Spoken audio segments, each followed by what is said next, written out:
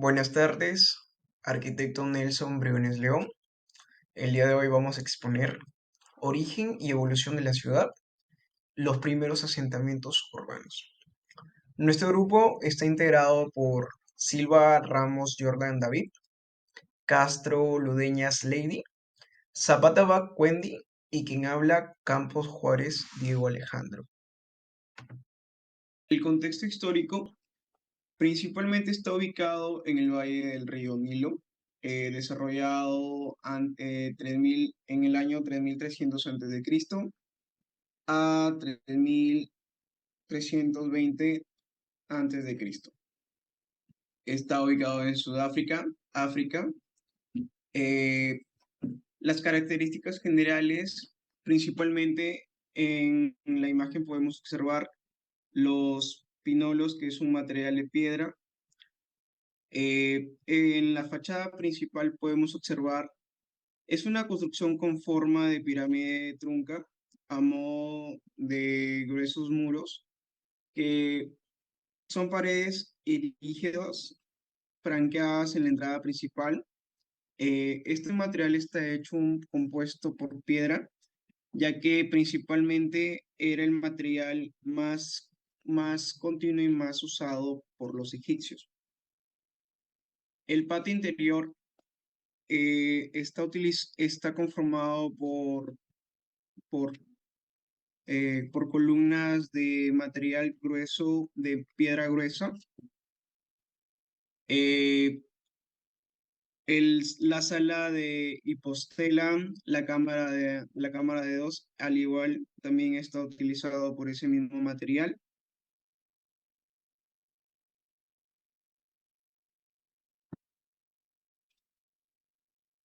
Los elementos sustentables, los muros gruesos, las columnas hipológicas, representan los postes de madera que están soportando la estructura, como tiendas, a veces son altares, a veces son representativos monumentales egipcios, o a veces son simplemente columnas sostenibles para cubiertas de pasadizos, espacios estándar, también espacios sustentables o espacios secundarios en el templo. Los elementos sostenibles son las dintelas de las cubiertas planas. Estas están conformadas por un material también noble sobre piedra.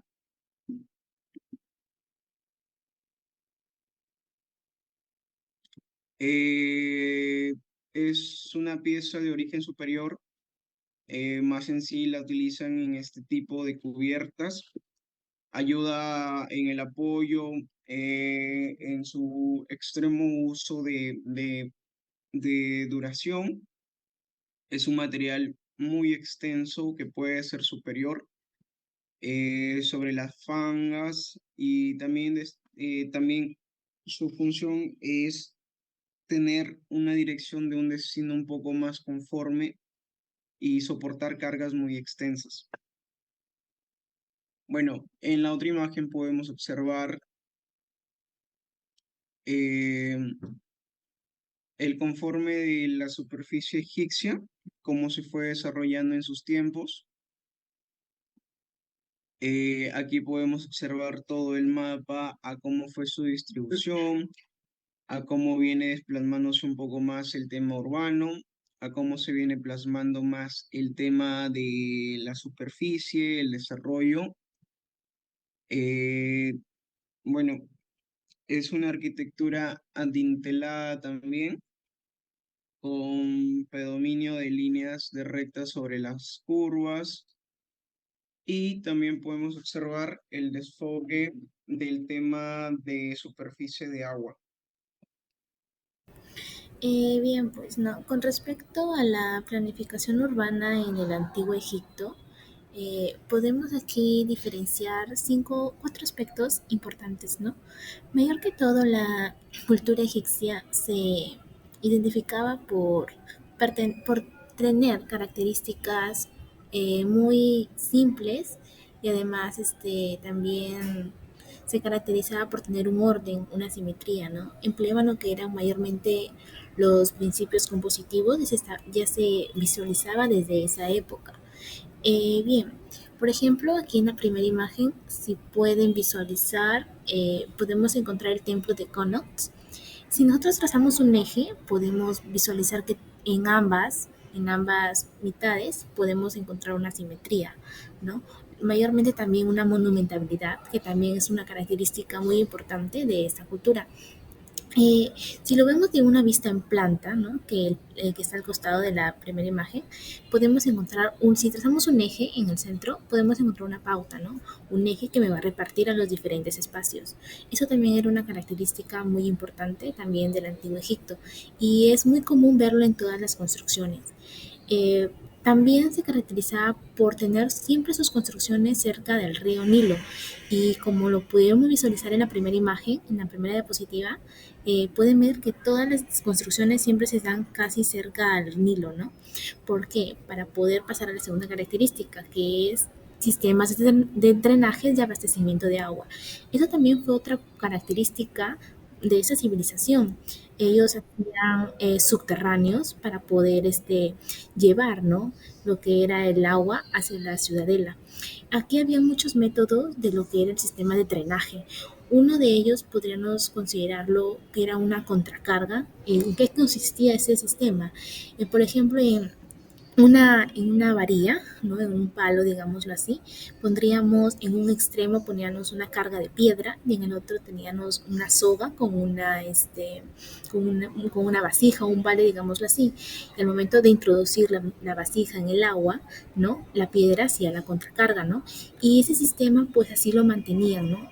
Siempre lo llevaban hasta poder buscar nuevos métodos de sistemas de drenajes, ¿no? Otra característica también podemos ver una imagen de cómo era la distribución de una ciudad. En este caso tenemos una imagen de una ciudad media, ¿no? De una clase social media, digámoslo así, y podemos ver las distribuciones. Por ejemplo, un patio central, jardines, un espacio para poder abastecer la semilla, los granos, ¿no? Las habitaciones, y hasta podríamos decir que también tenían terrazas, ¿no? En la tercera, imagen podemos encontrar una característica por la monumentalidad. Todas las edificaciones de la cultura egipcia se daban por la monumentalidad. También presenta los principios compositivos, un eje, una simetría, un ritmo, una composición, ¿no? Y las características de ese templo de Connaught, que es en Luxor, encontramos que presentan enormes columnas y todas las columnas tienen un orden, ¿no? Y presentan una repetición en ambos lados, ¿no? La monumentalidad de esas construcciones. Eh, en lo que consiste a cómo estaba organizada la ciudad, pues estaba organizada ortogonalmente, ¿no? Todas sus calles, todas las ciudades de Egipto presentaban siempre un orden, ¿no? Calles paralelas, perpendiculares. Aparte, otra característica eran las murallas. Las murallas aquí eran los que más prevalecían, digámoslo así, ¿no?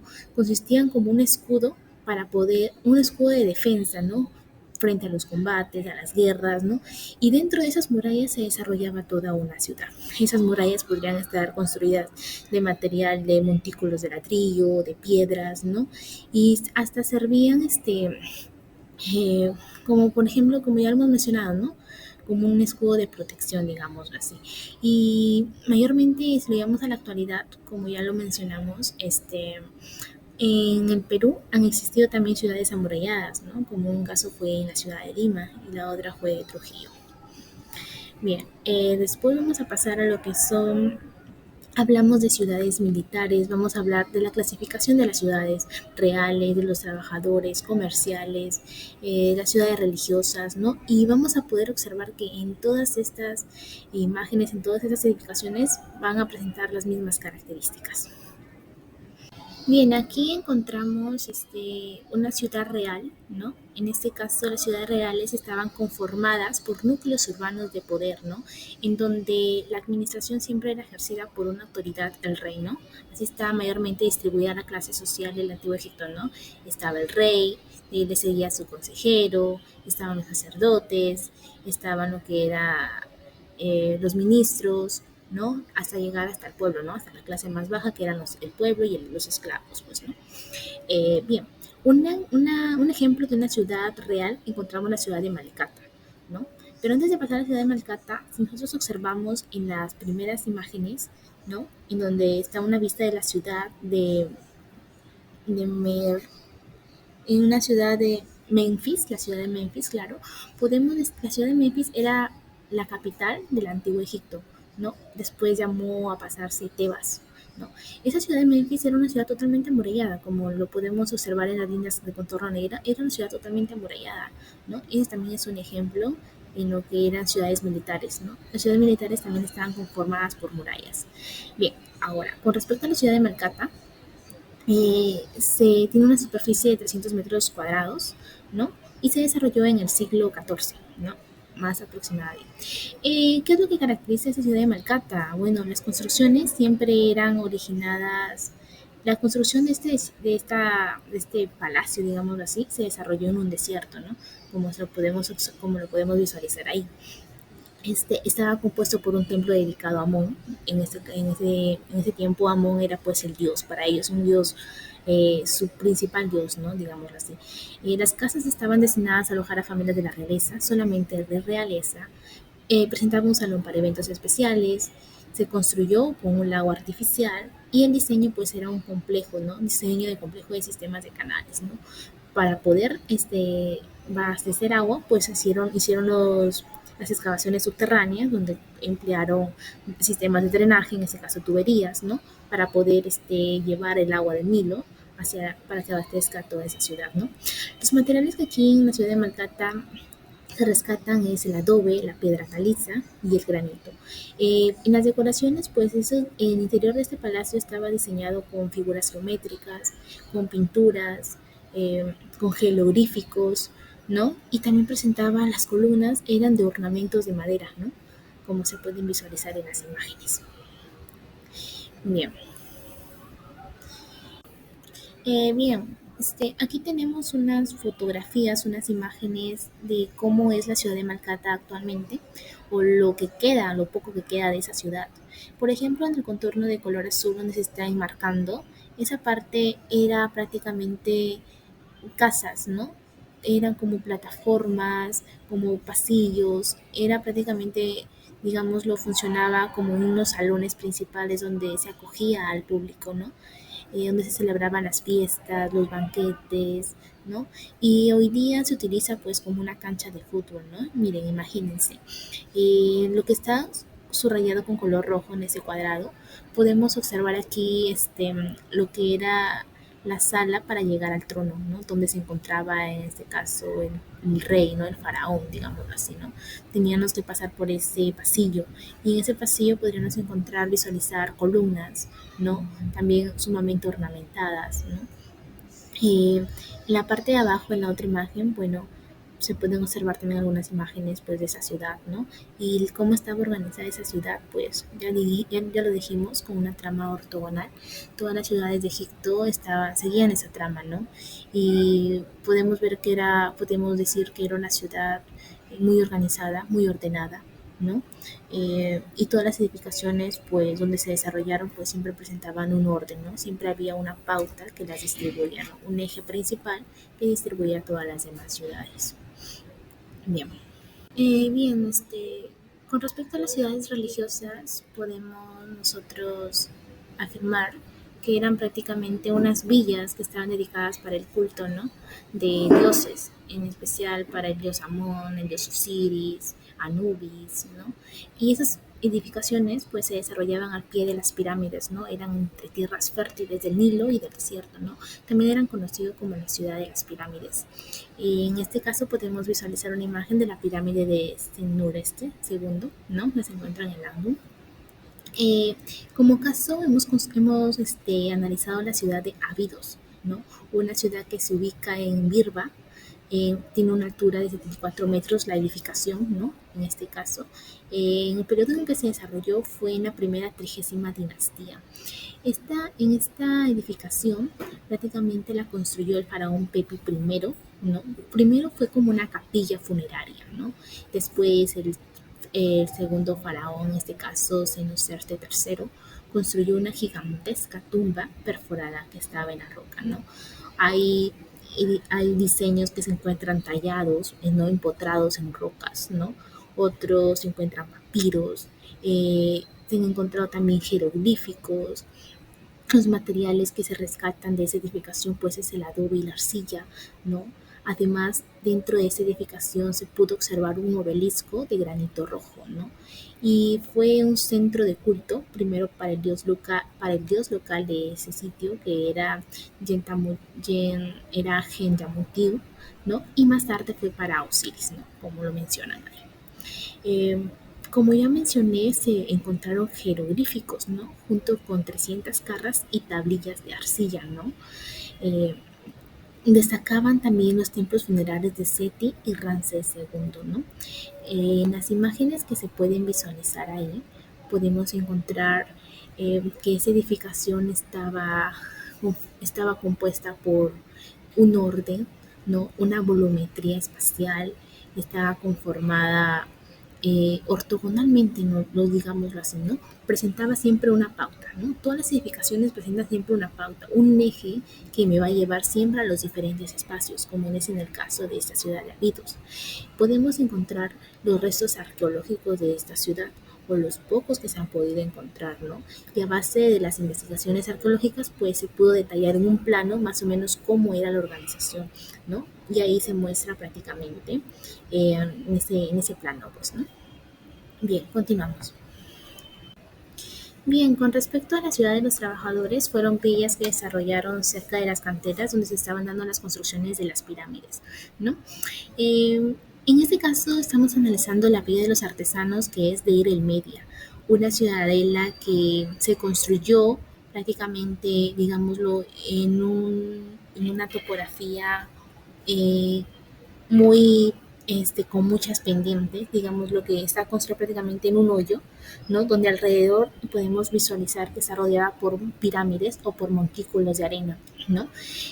Y también era una ciudad amurallada, ¿no? Las murallas también servían como un escudo para poder contraplacar los tornados de arena que en esa civilización o en esos sitios, en el lugar donde se desarrollaban, pues eran muy comunes, ¿no? Y también pues para las guerras, pues, ¿no? Bien, la ciudad de la Media también presentaba, eran casas de una sola planta construida, presentaba una trama ortogonal, que lo vamos a ver un poco más adelante, estaba hecha con pavimentos de piedra y las paredes eran de adobe, ¿no? El material que más predominaba era el adobe, ¿no? Y el ladrillo también. Las dimensiones con las que se fundó esa ciudad fueron muy reducidas, eran prácticamente 40 casas que estaban dentro de esta villa. Eh, También podemos encontrar algunos jeroglíficos, algunas pinturas, y actualmente podemos rescatar muy pocas partes de esta civilización, ¿no? De esta ciudad, y fue declarada Patrimonio de la Humanidad por la UNESCO, ¿no? Más adelante vamos a poder explicar con un poco más de detalle de esta ciudad, que es muy interesante. Bien, por ejemplo, aquí podemos observar cómo era la ciudad, ¿no? Tenía una forma, digámoslo, totalmente amurallada, ¿no? Lo que está con el contorno de color negro viene a ser las murallas, que presentaban una altura promedio de unos 6 a 7 metros de altura. Claro, 6 a 7 metros de altura presentaban las murallas, ¿no? Esa extensión de la superficie era de 75 metros cuadrados, ¿no? Y presentaba dos entradas, una puerta al norte y la otra que se encontraba por el oeste. Y las calles, y como pueden observar, tenía prácticamente como una pauta, ¿no? Una villa principal, ¿no? Una calle principal, y en esa calle repartían las casas, discúlpenme, las casas se repartían y se organizaban, pues, ¿no? Por ejemplo, encontraban las viviendas que se encontraban al sur y otras al norte. En total, en toda esa villa habían 40 casas, ¿no? En la imagen número uno podemos observar donde aún se visualizan, donde fueron las construcciones como columnas que también se daban, ¿no? Aún quedan rasgos de ellas, de esas edificaciones, de esa construcción que se dio ahí. En la imagen número 2 podemos ver cómo estaban organizadas en 4 plataformas, ¿no? En el verde más o menos se pueden ver aún las paredes que se encuentran actualmente, ¿no? Y en la otra, pues donde las paredes no están y donde solamente se ven las plataformas. En ese caso se ve la puerta, es se ve la puerta de ingreso, después se ve una plataforma, se ve otra y se ve la cuarta plataforma, ¿no? Y así era prácticamente como estaba desarrollada. En la tercera imagen se ven los rasgos donde hubo una puerta, ¿no? Por ejemplo, ahí podemos ver un orificio que se encuentra donde iba anclada la puerta. Y en el número 4 pues eran como subterráneos, ¿no? Al tener solamente una plataforma, una casa, una planta, pues hacían subterráneos, ¿no? Eh, y ahí podían almacenar todos sus productos, ¿no? Digamos así, sus granos en este caso, ¿no? O sus herramientas de trabajo, ¿no? O también esos orificios que hacían eran para hacer tumbas, ¿no? O templos para adoraciones de sus propios dioses, de ellos mismos. Bien, aquí también podemos encontrar algunas imágenes del Bayer Media, ¿no? En la primera imagen los hemos distribuido por orden del abecedario A, B, C, D, para que puedan visualizar cómo eran las plataformas, ¿no? Dentro del Bayer Media podemos encontrar 3 aspectos o digámoslo, 3 rangos de esa ciudad. En una parte, en el centro, estaba toda la ciudad. En unos extremos se encontraba un templo dedicado a Amenhotep I, ¿no? Que se encontraba en la parte del costado de esa ciudad, no en la parte lateral.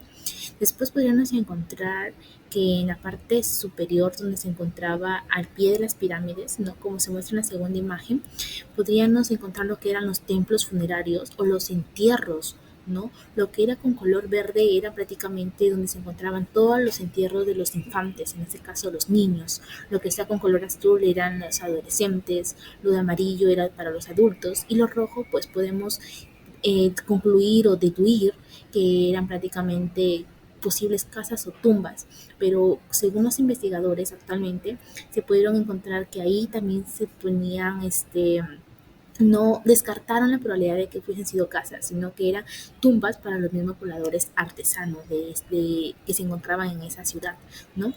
También podemos encontrar en el templo de Amenhotep, ¿no? Era como una plataforma estratificada, ¿no? Encontrábamos una rampa, llegábamos a una plataforma, después volvíamos, pasábamos por otra segunda plataforma hasta llegar recién al altar donde se encontraba la tumba, ¿no? En este caso de Amenhotep I. En la imagen A, B podemos ver algunas visuales un poco más de cerca, ¿no? Y podemos ver el material, en este caso era la piedra y el adobe, ¿no? Que se empleaban. En la imagen donde aparece podemos ver que también dentro de ese templo, en ese lugar, se llegó a encontrar unos 3 cadáveres, ¿no? De 3 adolescentes, ¿no? En este caso, uno que fue de Raxaria, que fue la adolescente de 15 años que encontraron, en donde todo su esqueleto, donde todo, o sea, no estaba del todo deteriorado, sino que estaba en un estado permanente, aún estaba conservado, ¿no? Sus dentaduras, su cabello, ¿no? No estaba una forma tan desformada, digámoslo así, ¿no? En pocas palabras, como los cadáveres que se encontraron de las otras 3 adolescentes, ¿no? Y con ello, pues, podemos concluir hasta aquí con lo que es esta ciudad, pues, ¿no? De Table Media. Siguiendo con siguiendo con la explicación sobre el urbanismo egipcio, ¿qué aportes rescatamos y por qué? Bueno, principalmente las ciudades planificadas como la ciudad de Armana y Tebas. Bueno, estos son principalmente ejemplos por su conocimiento avanzado en su uso de espacios y la funcionalidad urbana. También son planificadas como unas distribuciones de principal de sus zonas residenciales, de sus templos y de sus palacios. Podemos observar principalmente en las imágenes la ciudad de Amarna y Tebas. La ciudad de Amarna, su nombre principal viene del origen árabe. Es una región egipcia situada en la ribera oriental del río Nilo. Eh, es célebre por su enclave donde se ejerció su edificio en la ciudad de Ajetatón. Ya. Esto viene a mediados del siglo XIV antes de Cristo, de la nueva era de la ciudad egipcia. Y la ciudad de Tebas es una de las principales ciudades del Antiguo Egipto, conocida principalmente por su levantamiento actual de Luxor, y fue una de las principales ciudades del Alto Egipto desde el año 2000. En varias ocasiones puede decirse que fue ejercida como la capital del reino, y también se puede decir de que la ciudad es una de las más actualizadas y más contribuyentes y representativas sobre el Antiguo Egipto. Bueno, también podemos decir de que es una de las, hablando de la ciudad de Amarna y la ciudad de Tebas, eh, fueron también las principales representaciones egipcias por sus grandes atributos de distribuciones de zonas urbanas, de sus templos y de sus palacios, que representan un poco más el tema urbano y funcional social, que puede ser un conocimiento muy grande para el tema de aportación. Eh, Podemos rescatar principalmente sus temas de sus fachadas urbanas, sus principales distribuciones, su gran distribución urbana social, y en los templos podemos decir de que podemos rescatar también el tema de su religión, sus costumbres y sus creencias, ya que es un poco más rígida en el tema de aportación en el tema de ámbito local. Bueno, en el tema de infraestructura hidráulica, podemos observar principalmente en la imagen de que es un poco más en el tema de distribución, en el tema de caída, viene principalmente desde las crecidas del río Nilo, perteneciente de la agricultura, y es del crecimiento urbano, ya que esto viene a realizar un poco más en el tema de las grandes distribuciones y aportes que actualmente estamos en el crecimiento de agroindustria, no, agrocultura hidráulica en las grandes represas que son representativas actualmente, eh, en la civilización, en los ámbitos sociales y laborales y ambientales, y principalmente actualmente en los tecnológicos, que es un poco más rígido en la manera porque es un método que cual estamos utilizando muy situado y muy continuamente. También podemos observar la agricultura monumental, principalmente las pirámides y los templos que están ubicados. Eh, Son tres tipos de templos. El templo Khetsu, no, son tres tipos de pirámides: la pirámide Khetsu, la pirámide Hik y la pirámide monumental. Ya. Eh, Podemos organizarnos, es una organización un poco más social, un poco más urbana, con centros religiosos y administrativos, que es lo que representaba en el antiguo egipcio, y actualmente también lo estamos representando, porque demuestran una asociación más cultural, antigua y moderna, porque es superior a los ámbitos sociales, ámbitos tecnológicos, y de manera eficaz, dejando un legado arquitectónico y urbano que aún se admira de hoy en día. Aplicaciones a las ciudades actuales. Ya. Principalmente podemos situar la gestión de agua. Son técnicas modernas inspiradas en los antiguos sistemas hidráulicos egipcios para manejar las inundaciones y mejorar la distribución del agua.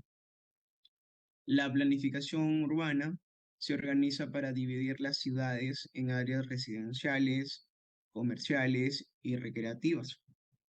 Opcionalmente también podemos observar de que es una planificación más moderna, estructural, a cómo van los tiempos. Eh, Así también podemos ver su funcionalidad y su eficiencia a cómo van distribuyéndose actualmente. Los materiales locales que utilizaban en el Antiguo Egipto son inspirados en el enfoque de recursos de disposición que ayudan a reducir costos y minimizar también el impacto ambiental, ya que en esos tiempos utilizaban el material de la zona, es un material un poco más noble, y actualmente estamos utilizando un poco de material más duro a cómo va la actualidad. Los espacios monumentales se diseñan espacios públicos y edificios emblemáticos que reflejan la identidad cultural y ofrecen lugares de encuentro. Eh, Principalmente los espacios monumentales están rígidos fuera de las ciudades, fuera de los templos, fuera de los espacios locales, ya que es un poco más extenso a los antiguos tiempos, a los antiguos espacios y palacios de los templos que estaban ubicados fuera de las ciudades. Un caso ejemplar. En primer lugar, sí se puede. ¿Por qué? Porque el urbanismo egipcio se podría aplicar también en Piura. Estos principales ayudaría a abordar desafíos, eh, este, espacios y mejoras de la sostenibilidad y funcionalidad de Piura. Áreas vulnerables a inundaciones, zonas de expansión urbana, áreas de recursos locales, espacios públicos y culturales. Principalmente se puede aplicar en técnicas de zonas como, como desfogues de agua, como inundaciones. Pueden ser inspiradas en los sistemas hidráulicos egipcios. Son utilizados mayormente en las represas y en los sistemas hidráulicos para evitar inundaciones en las ciudades, ya que Piura rige en la parte principal, en el centro de Piura, rige por sus calles que son angostas, y esto evita un poco más en el tema de de la circulación vehicular. Si llegara a pasar una inundación, evitaría, causaría más el derrumbe de las zonas. Esto ya ha venido colapsando durante los últimos años, en los últimos fenómenos del Niño. Hubo bastante inundación, principalmente por el centro de Piura. Eh, ¿Por qué? Porque no tuvimos un sistema hidráulico más avanzado, más actualizado a la zona, y tampoco no hubo un desfogue de agua en las principales calles, por su sistema bajo que tenía en su sistema hidráulico, y esto hizo el colapso de algunas viviendas, el derrumbe de algunas calles, y también no permitía el acceso al tema social. Las zonas expandidas en las zonas urbanas, la planificación urbana en barrios de desarrollo o expansión de Piura. Principalmente esto lo podemos encontrar en las afueras de Piura. ¿Por qué? Porque actualmente se está expandiendo más en la zona del noroeste de Piura, y en el suroeste de Piura. Esto viene ya, em, la zona urbana se está expandiendo más de forma horizontal. Esto es a causa de la expansión y invasión de muchas constructoras, eh, planificación de zonas de viviendas de personas sociales de bajos recursos y también por compras de residencias, por compras de casas locales y también por dispersos materiales que también están utilizando actualmente, como podemos decir de la organización de GIOS, principalmente fue la de Miraflores, y ahí actualmente ahorita se está rigiendo en el Valle de Piura, que está ubicado en el kilómetro 21.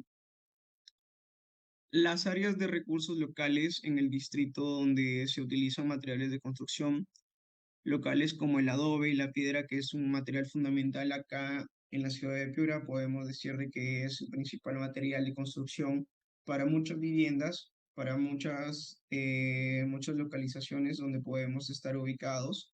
Más se viene a regir este material en las afueras de Piura, en las personas de bajos recursos, ya que este es un material de poca calidad, de poco uso y de pocos recursos económicos que vienen a ser utilizados, pero implementando un poco más de estructura de arquitectura antigua, con dispersas fachadas y dispersas distribuciones urbanas que también podemos observar. También los espacios públicos y culturales pueden ser diseñados como espacios de edificaciones emblemáticos. Actualmente estos espacios se encuentran un poco desgastados, derrumbados, por decir, ya que no han tenido un uso o un cuidado adecuado. No hemos sabido recopilar o rescatar algunos recursos antiguos que son emblemáticos en la ciudad de Piura, que reflejan un poco más su identidad. Estos se encuentran un poco más en el centro de Piura y en las afueras de Piura. Podemos decir de que no hemos tenido un buen cuidado emblemático y no hemos sabido no hemos sabido ejemplar el uso de los templos culturales de Piura.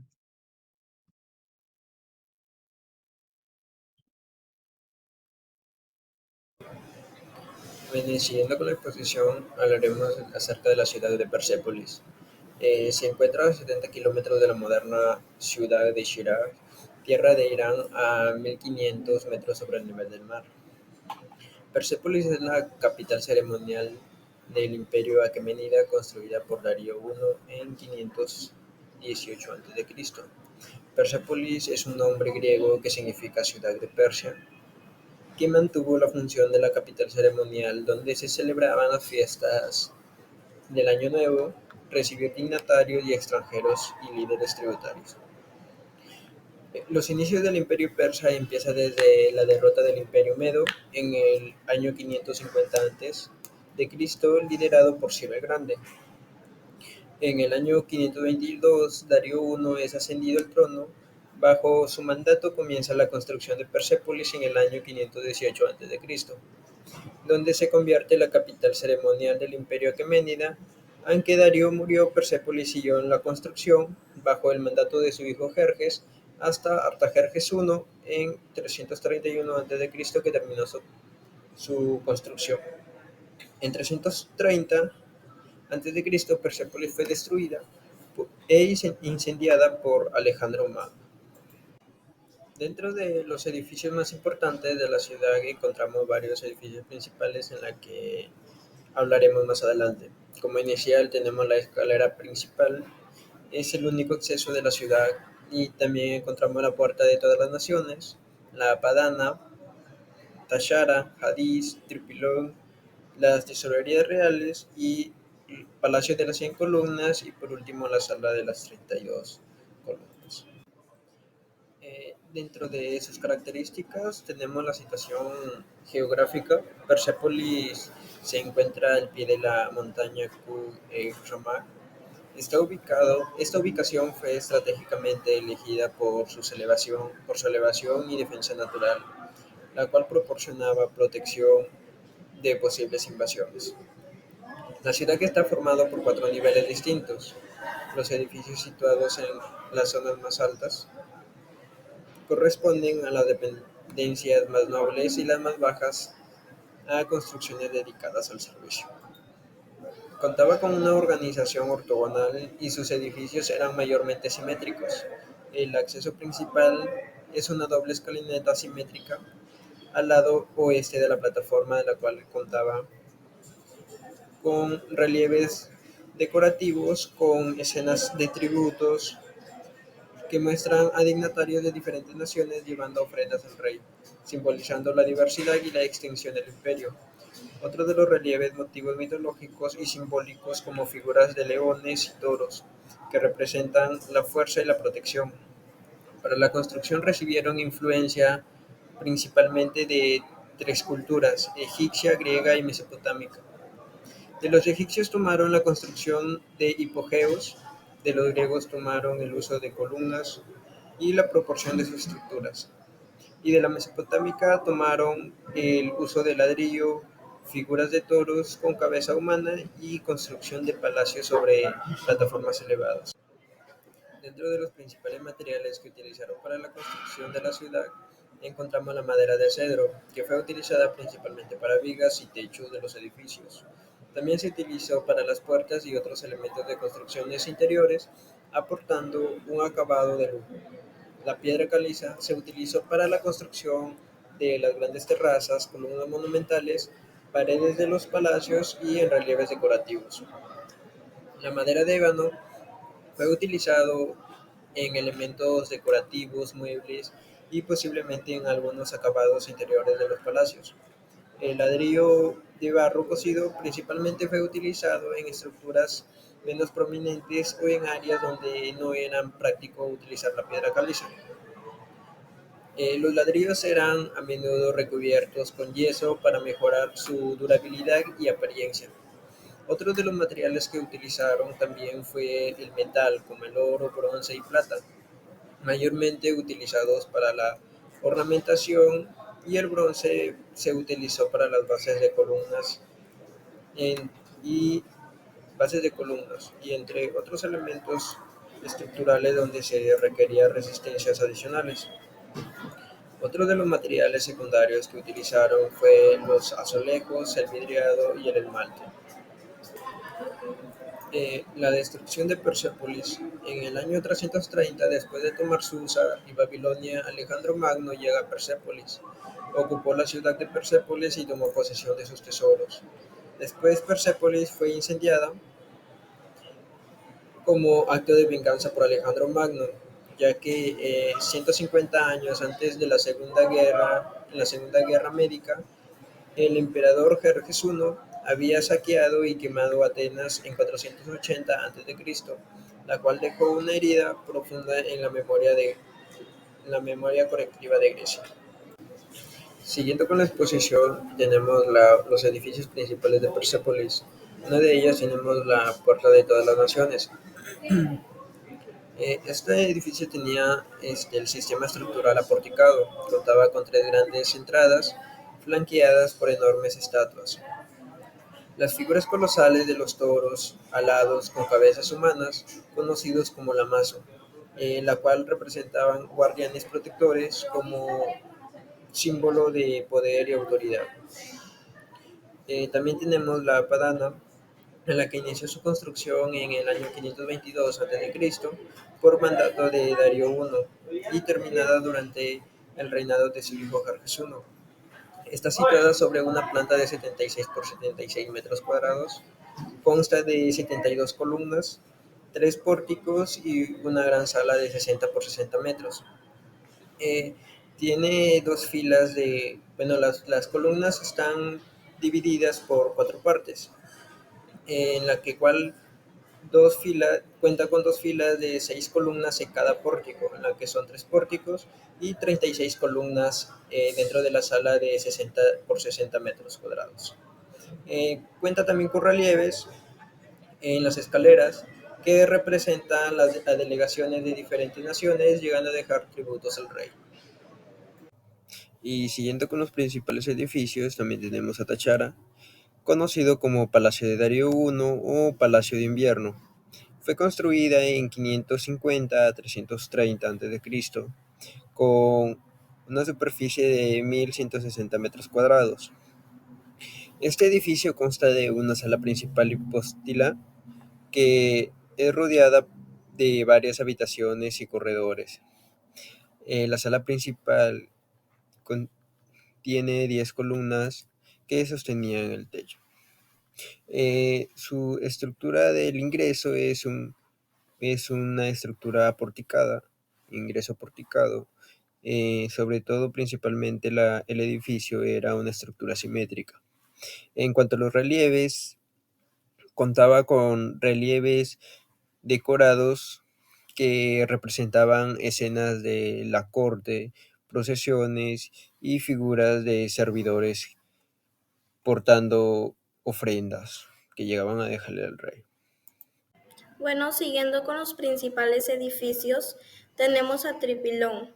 Este se encuentra en el acceso norte a Padana y el acceso sur a las 100 columnas, por lo que es un conector de estos dos edificios, como se puede ver en la imagen. Ahora tiene una doble escalera que salva el desnivel de la explanada, lo cual está representado por guerreros Meda y los persas. En este se le conoce como la sala de consejo, ya que el rey reunía a todos los consejeros de esa época. Tenemos a Hadish, que está situado en la parte sur de la terraza de Persépolis, y es conocida por su gran salón central, en lo cual está rodeado de varias habitaciones y corredores, que una serie de columnas que sostenían el techo. Era muy semejante a la Tachara, pero este es 2 veces más grande su tamaño. Su vestíbulo central constaba de 36 columnas de piedra y de madera. Ahora, ¿qué aporte rescatamos y el por qué? Tenemos 2 grandes aportes que nos dejaron. Una de ellas es su ingeniería hidráulica, en lo cual desarrollaron sofisticados sistemas de irrigación subterráneo llamados canal.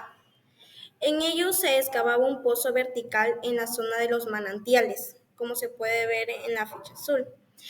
En la ficha amarilla se excavaban galerías inclinadas en dirección a las áreas de riego, siguiendo la pendiente natural del acuífero.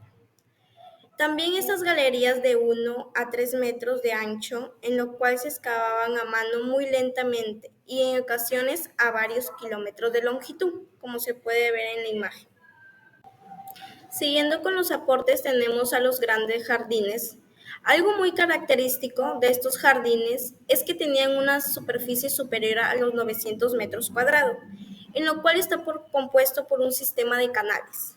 Como se puede ver en las imágenes, los elementos que componen al jardín persa son el pabellón central, el estanque y la vegetación continua. A diferencia de hoy en día, que solamente tenemos un recorrido y a los laterales la vegetación continua. Ahora hablaremos sobre las aplicaciones a las ciudades actuales. En Irán podemos ver la influencia clara de los antiguos jardines persas y sus elementos que la componen, como su distribución y las bases adaptadas a las necesidades contemporáneas. Ahora, si lo llevamos a la ciudad actual de Piura, tenemos la residencia San Felipe, en lo cual se caracteriza por su parecido a estos jardines, más por la distribución que es en su forma simétrica, ya que tiene un gran pabellón, áreas verdes y un gran recorrido. ¿Se podría aplicar a Lima? Sí, no, ¿y en qué zona? Sí, ya que Lima tiene un déficit de 56 millones de metros cuadrados y una ciudad sostenible debe contar con 9 metros cuadrados de espacio verde por habitante. Según la OMS, este es el último en el